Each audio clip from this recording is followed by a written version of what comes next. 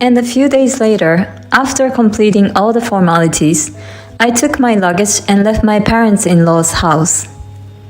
I told my mother-in-law that I was leaving today. I bowed to her as a gesture of a grown-up. Then my mother-in-law grinned at me again. She said, "You've been a lousy wife and a lousy mother from the beginning to the end." And then she told me that I'm the worst mother for leaving my kids. I don't know how much she can make fun of me. My daughter and son laughed when they heard what my mother-in-law said. My name is Maria, a 42-year-old housewife. I live with my husband Ken, my son Josh, and my daughter Amy. The children have grown up well, and my husband works hard, so we live peacefully without any particular problems. However, things have changed recently. My father-in-law passed away due to illness, and my mother-in-law moved in with us. My husband, who is the only son, felt sorry for his mother being all alone, and brought her to our house without consulting us. I had always thought that my husband was too much of a mommy's boy. But I didn't think he would decide for her to move in with us by himself. He told us that he had already sold his parents-in-law's house. "Are you asking me to abandon my mother who has nowhere to go?" my husband said to me with such an attitude, and I had to give in. After that, honestly, it was hell. My mother-in-law had not liked me for a long time, so she would pick on me at every opportunity. "Maria, what is this seasoning?" "Oh, I'm sorry. I'll be careful." "And I don't like greasy food." "Well, but we have children who are growing up fast, and my husband likes fried food too." "Then please make a separate meal for me." "I hope you don't mean to make me eat unhealthy food so I die early."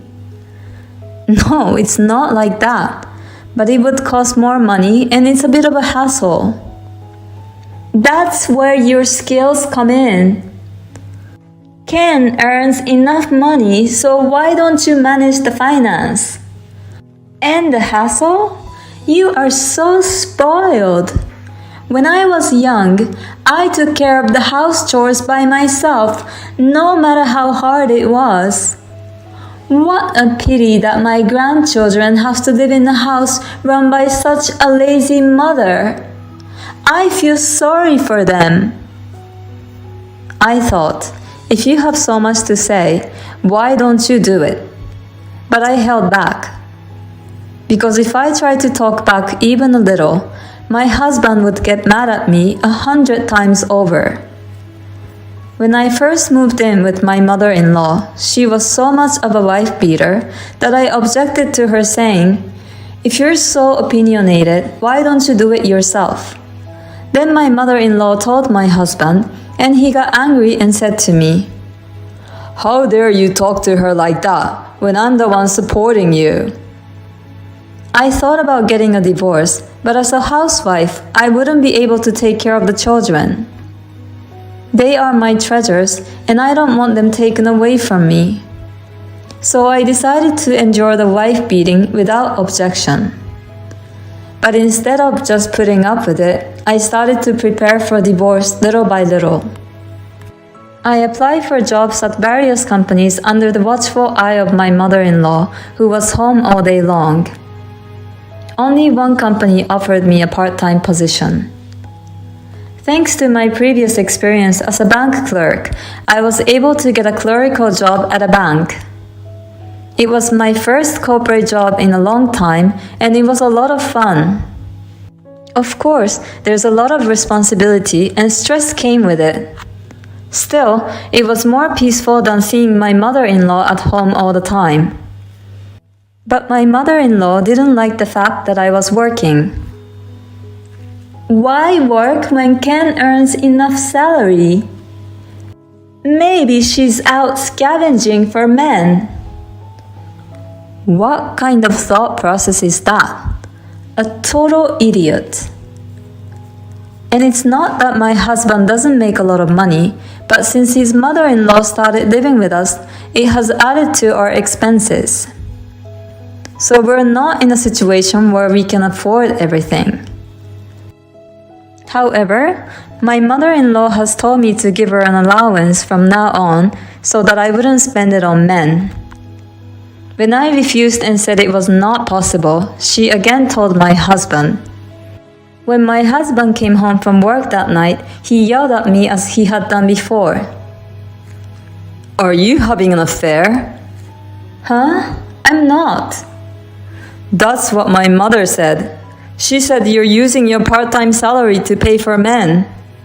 I'm not doing that. Why do you believe your mother's lies? Shut up. Then give her allowance to prove you're innocent. Oh no. Then my mother-in-law came in with a smirk on her face. $500 a month. That much?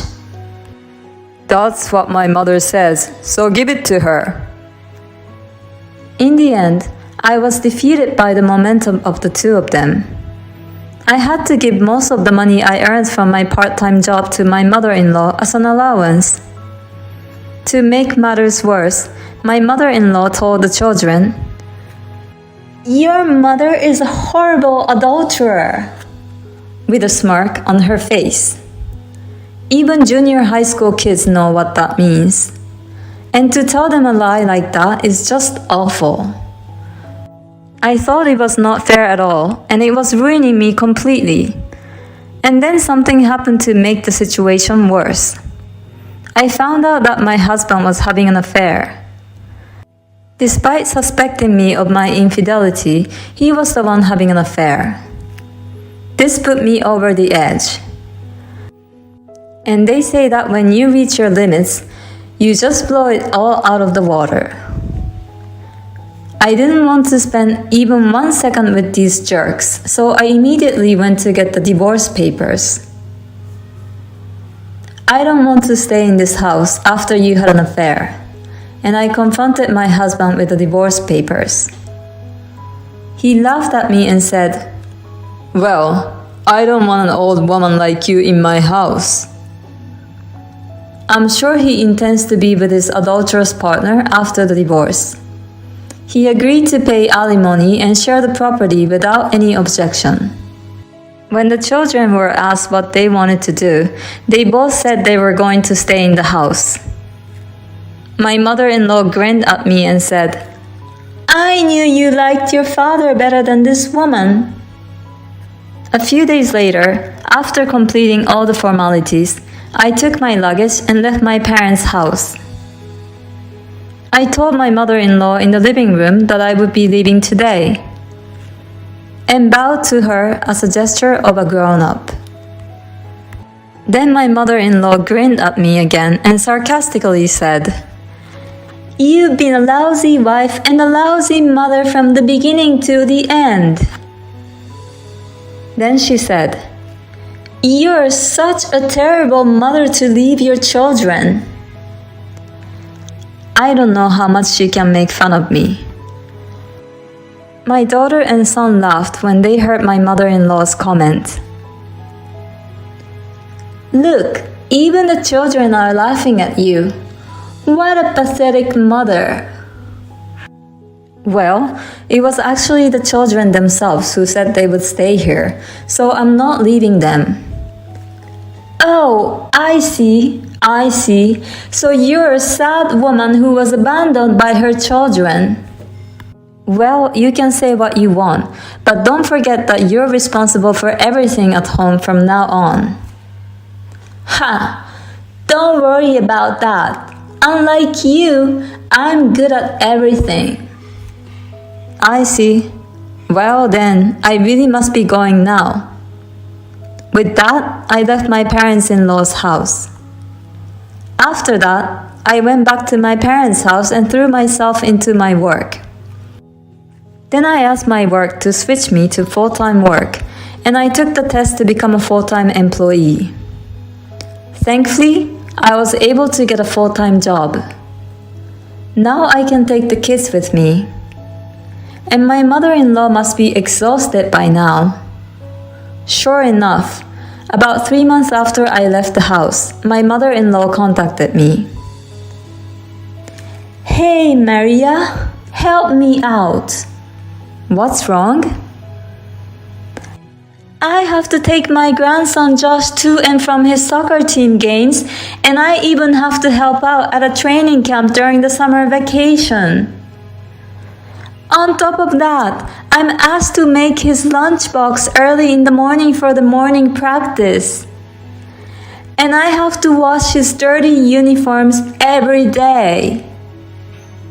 My granddaughter Amy also goes to cram school every day, so I have to drive her back and forth. On top of that, I have to do the housework all by myself. Ken says he's tired from work and doesn't do anything to help me. Well, if you're just complaining, I'm hanging up now. Wait, I'm calling you because I want you to help me, Maria. Excuse me? I'm already divorced, so it doesn't concern me. Don't say that, please. No, I won't go back. But I understand that you're in a situation that you cannot handle by yourself.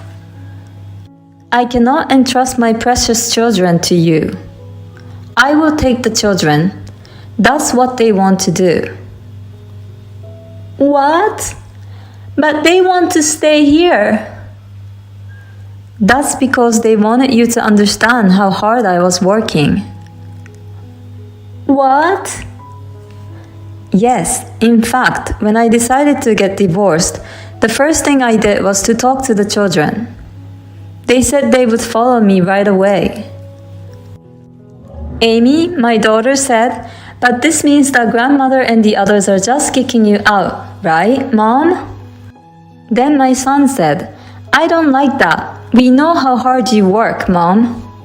So the children said that they would stay home first and let their grandmother know what their mother had gone through. I was so happy that they were on my side. I made up my mind that I would make enough money so I can come to bring them home. Well, then... Yes, everything was according to our plan. I'm now a full-time employee and I'll take the kids. Oh no!